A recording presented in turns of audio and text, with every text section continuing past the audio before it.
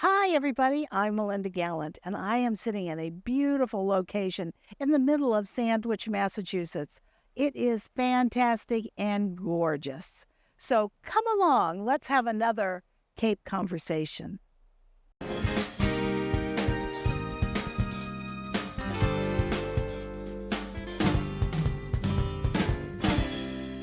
Hi, everybody. I am sitting here in the beautiful kind of little bowl of heritage museums and gardens.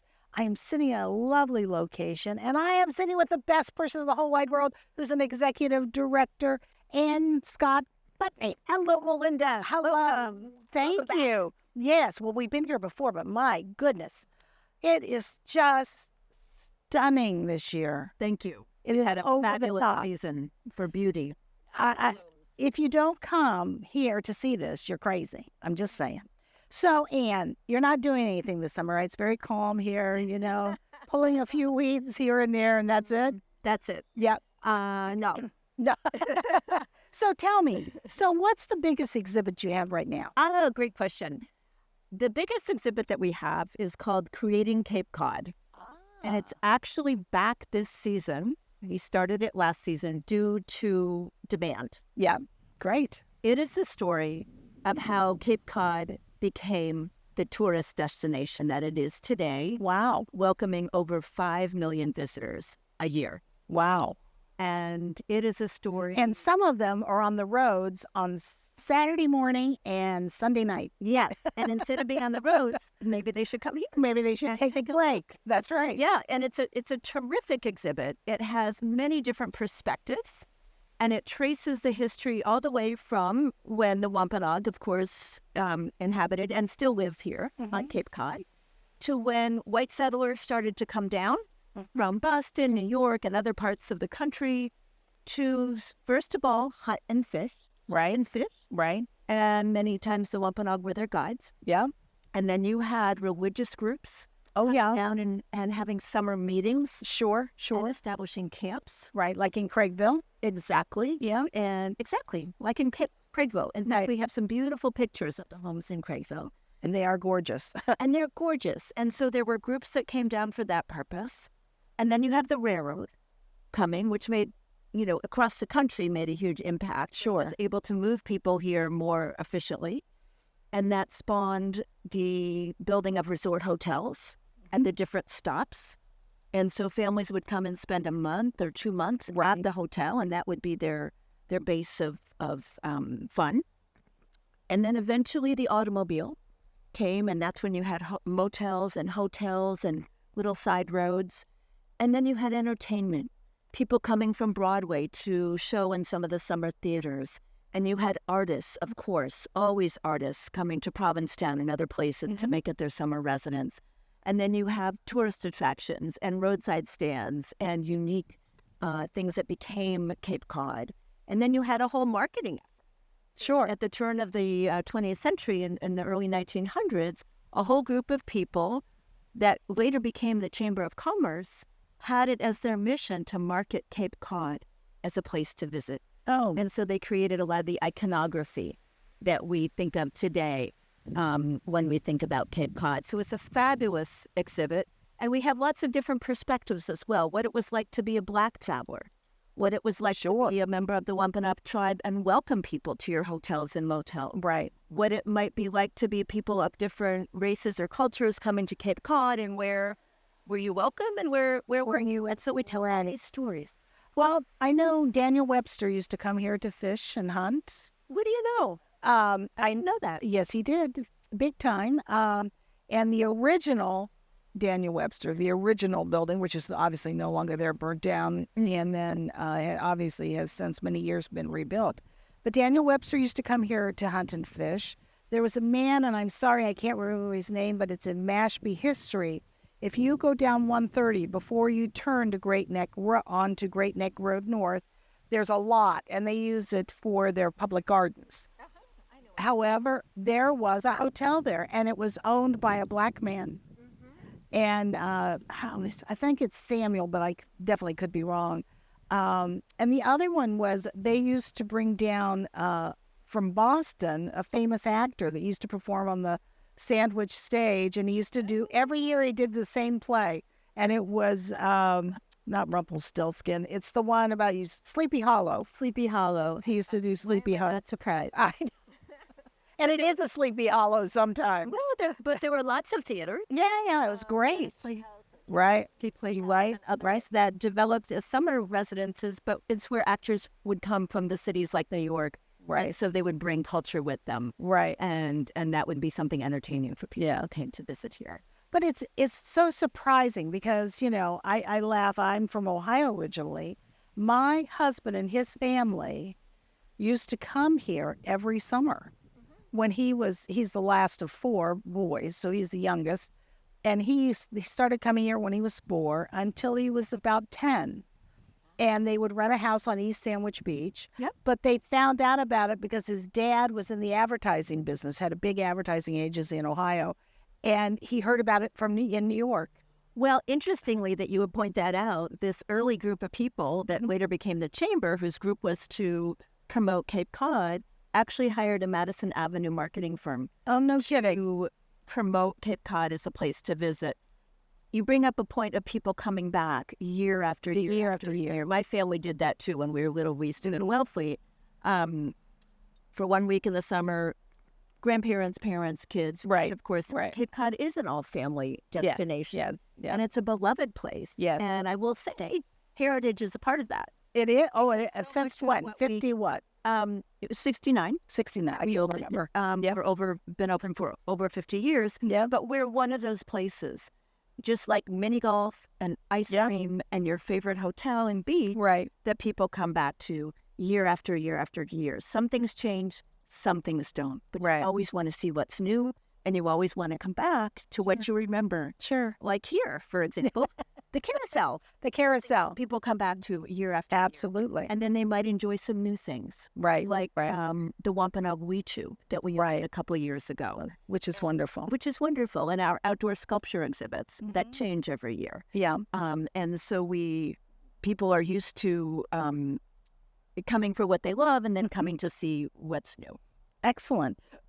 Excuse me. So Yes. you have that wonderful exhibit. Yes. And of course, then you've got these grounds, that are absolutely so stunning this year. Thank you. I know the weather. I just did a thing with Donna down at Scenic Roots, and she was talking. I said, everything is so lush. And she goes, it is. She goes, it's crazy weather, and it's not good for some plants. But man, she said, flowers have just eaten all this up, literally. Well, we've had a lot of rain lately, and as you can see behind us, we're actually sitting here, as you know, at the base of the hydrangea test garden. Right. But we have acres of hydrangea above us. And yes, it's true that certain types of hydrangea didn't bloom this year, but as you can see behind us, These did. we have 120 different species, or different varieties of hydrangea, and so you can still see them actually now. And throughout the grounds, we actually just opened a new section of our hydrangea test garden with a beautiful new fountain right over the nice, nice. Throughout the grounds, you'll find outdoor sculptures. We have an outdoor sculpture exhibit this year called Otherworldly, which draws from the fantastical, beautiful, very accessible, sort of playful, but thought-provoking as well, outdoor sculptures. There's a phoenix, there's a mermaid, there's a Viking ship. There's a beautiful sea serpent. Oh, wow. All of which are designed to appeal to the imagination, are accessible to children, for them to understand that art doesn't have to be something that hanging. And I use in don't touch. Yeah, art can be something that is accessible to them. And if I could just say, that all of these have been made by residents of this region. Oh, that's wonderful. Yeah. That's wonderful. Well, the thing is about having public art in a garden like this, and that's what I call this because the public can see it. Exactly. Is that as you walk through with your kids, you can they make up stories. What do you think this was for? What can we do? What would you do with this? Oh, this was Viking. Oh, when do you think the Vikings were here? You can have so much fun with your kids here, just storytelling. And nobody thinks they can do it, but we all do it. But we all do it. Of course, you make up stories. Yeah. And That's one reason we don't name the horses on the carousel, Yeah. because we want children and their families to make up their own name or come back to their favorite who they've named. Right. And to make up stories about what they see here. My personal favorite is the black one, but that's The black okay. one, I know. That's our personal. That's the lead horse. I know.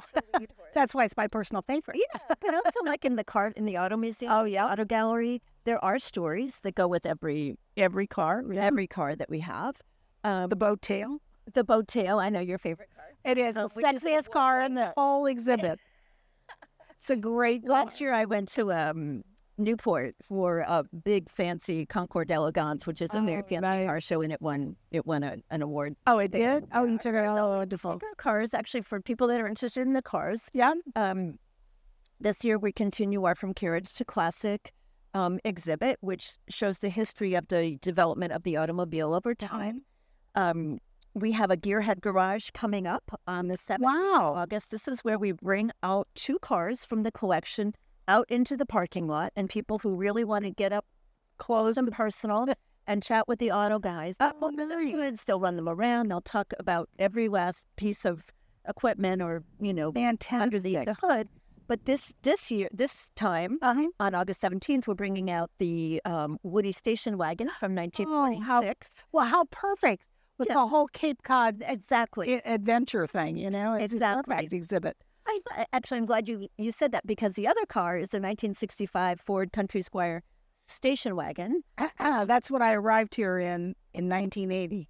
Not in 1965, but Ford's Country Squire.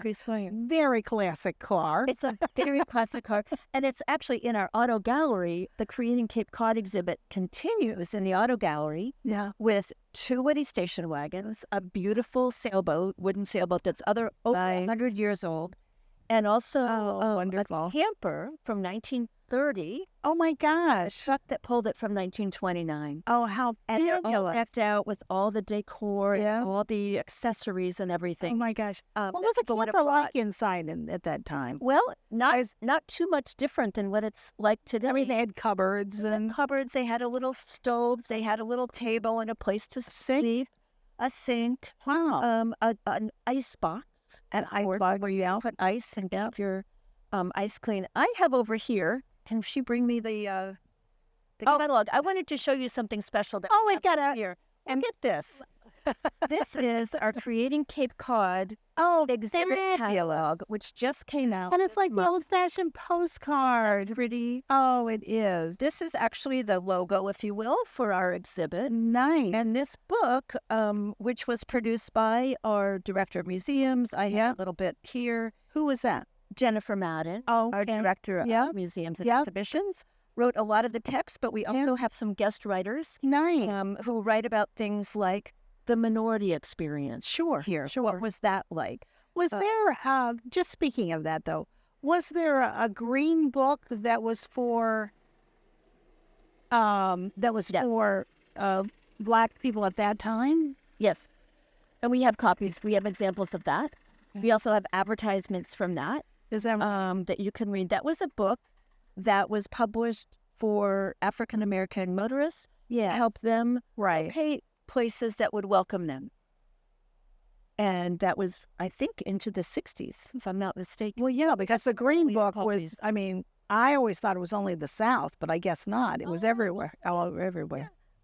Exactly. Yeah. But there were a number of places here on the Cape that did. Yeah. We have some marvelous videos in the Nice. exhibit. Nice. Firsthand accounts of people that ran the hotels and restaurants. Right. Some of them that ran the nightclubs. Yeah. And some of them that were the travelers themselves. So it's very, very interesting history for, living history. Sure. If you will. Sure. But I recommend this catalog. In fact, I'm going to give it to you to take. Oh, excellent. Can share Thank that you. with your friends and family. Oh, my goodness. And you will see what we love about this exhibit, and actually all of Heritage, but what I love about this exhibit, people can see themselves and their own Cape Cod experience in this exhibit. Whether it's playing the mini golf, saying, oh, I've been to that ice cream store. Oh, I've been to that hotel. Sure. Oh, look, I never knew about this. Mm-hmm. We have menus, reproduced menus from like the 40s, 50s, and 60s. And Oh, my gosh. look, we can get a shrimp cocktail for 30 cents. Good luck. Or a lobster salad sandwich for 99 cents. 99 cents. And that was outrageous. It was outrageously expensive. That's So too funny. it's very appealing to people of all ages. So do you have local, like would you have a local restaurant like the menu from a Sagamore Inn that's been there forever, I think? We have menus from places that are long-standing, I see. some of which still exist, some of which Have gone by. but Yeah. that people would recognize from the Oh, different that's decades. great. So it's actually Right, really a lot right. of fun. Well, you stayed down as a kid, you stayed down in Wellfleet, so you probably remember Thompson's Clam Bar and all of that, everybody went there, so. Going fishing and sailing, yeah. little crabs and such. But can I tell you about some more things that are going on at Heritage? My gosh, how do you keep it all straight?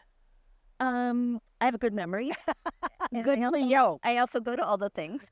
So this Saturday, Yeah, 29th of July, Yeah. something very special. We only do it once a year. uh-huh. So take advantage of it. We have a 4-year partnership now with Smoke Signals, which is a Wampanoag-owned exhibit production firm. I read about this. They are very special people Yeah, in the sense that we have partnered with them really successfully, and every year we create something new. right. The first year, I think the second year we did the Weechu, the Wampanoag Weechu, which is a traditional summer residence Right. here at Heritage. Right. We have the Three Sisters Garden, which is a classic garden that would have been planted and grown on our grounds Probably. because we know from the artifact record, the archaeological record, that in fact there were Wampanoags. Wampanoag cultivated this ground. Right.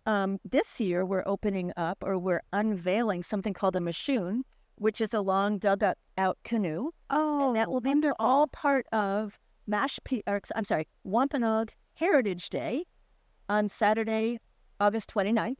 wow. And Great. probably the highlight, all these things are happening, crafts, vendors, food, but probably the most unusual thing, and it's also participatory, Mhm. is the singers and dancers. Ah, And they'll be wonderful. performing from 11 to 11:45 up on the parade field. Wonderful. And visitors are welcome to join in. Oh, And I tell you, I do it fabulous. every year, and I love it.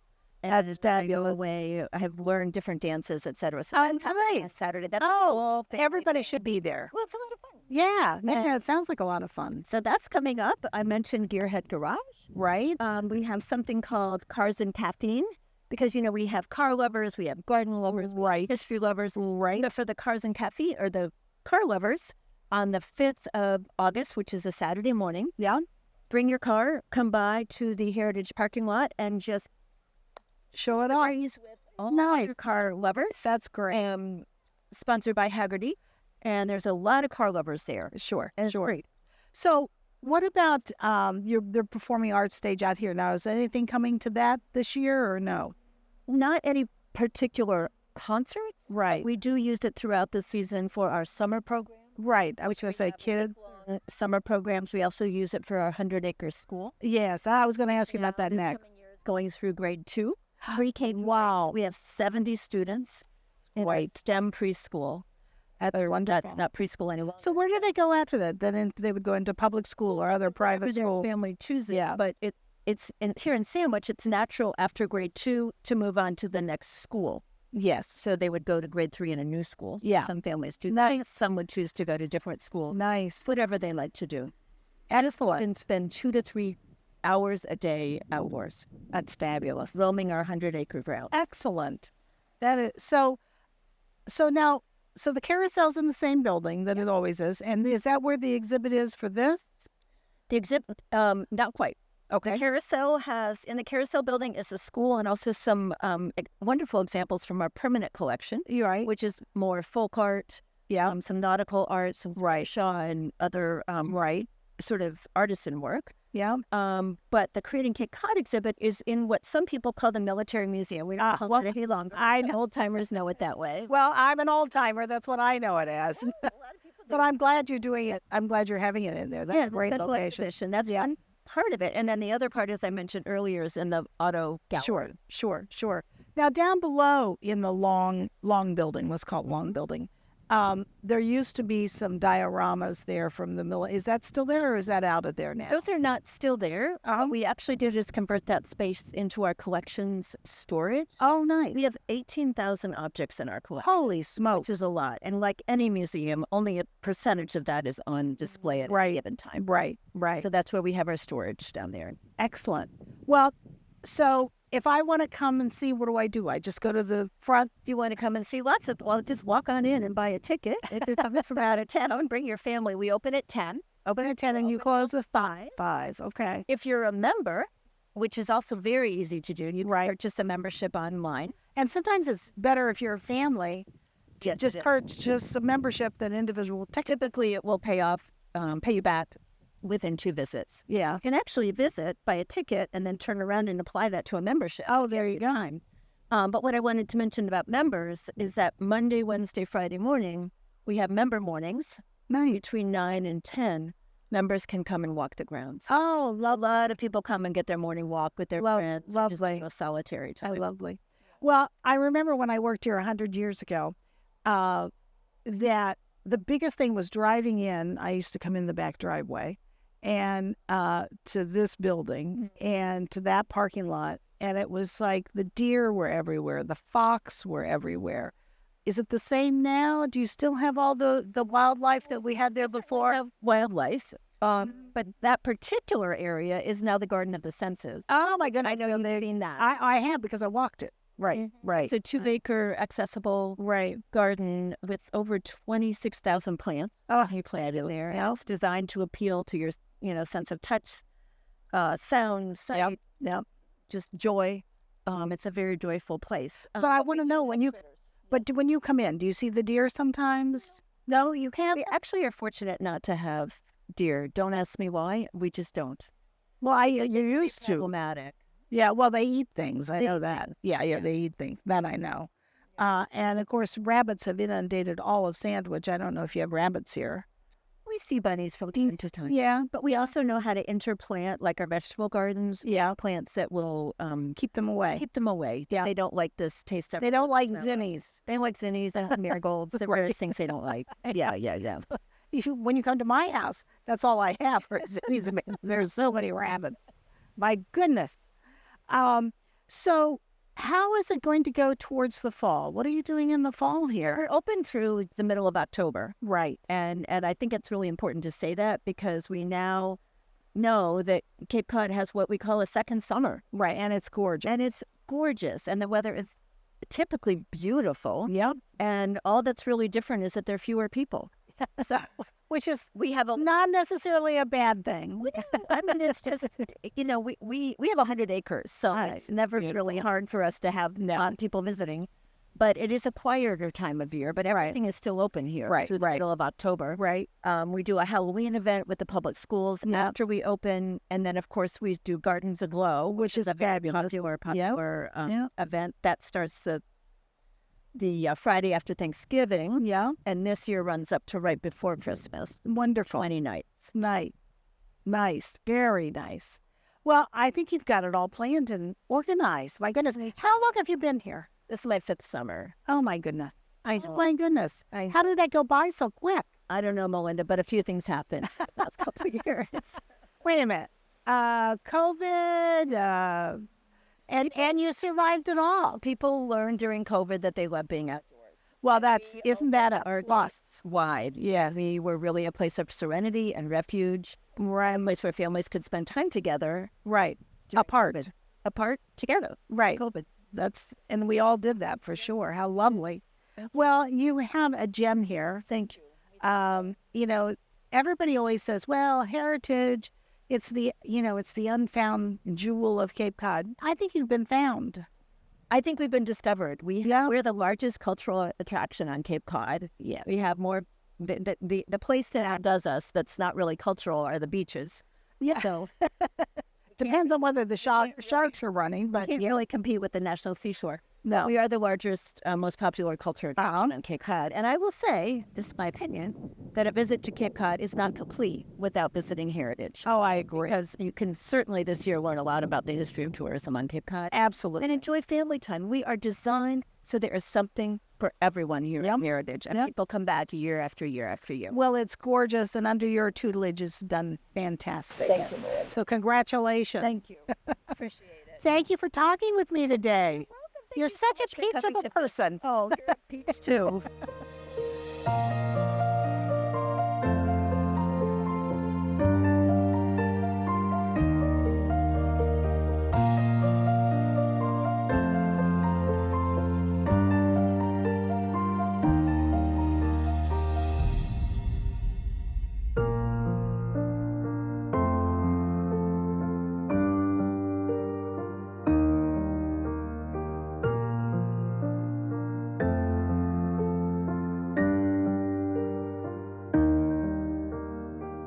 Anne Scott-Putney, wow, she is absolutely fantastic.